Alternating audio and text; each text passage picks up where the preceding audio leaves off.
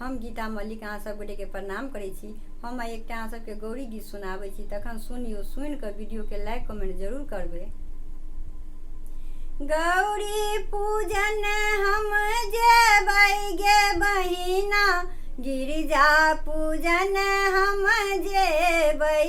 गौरी पूजन हम जेबै गे बहिना, गिरिजा पूजन हम जेबै।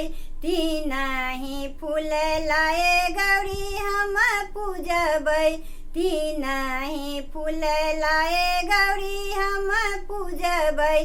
बेली चमेली गुलाब गे बहिना, बेली चमेली गुलाब गे बहिना, गौरी पूजन हम जेबै। गौरी पूजन हम जेबै गे बहिना, गिरिजा पूजन हम जेबै। तीनही फल लाए गौरी हम पूजबै, तीनही फल लाए गौरी हम पूजबै।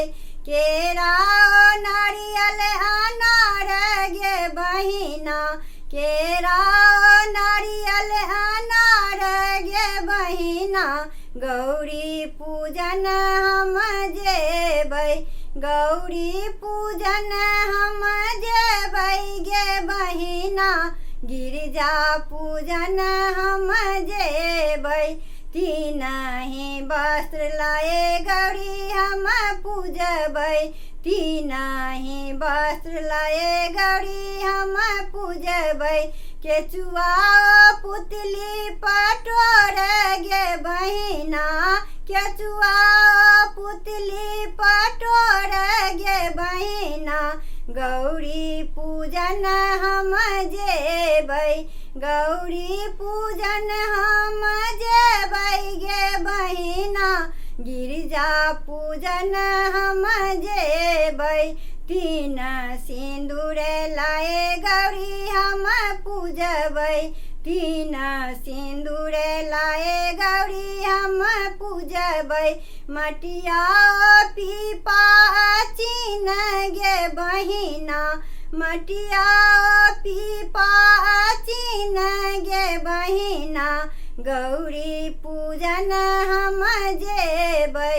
गौरी पूजन हम जेबै गे बहिना, गिरिजा पूजन हम जेबै।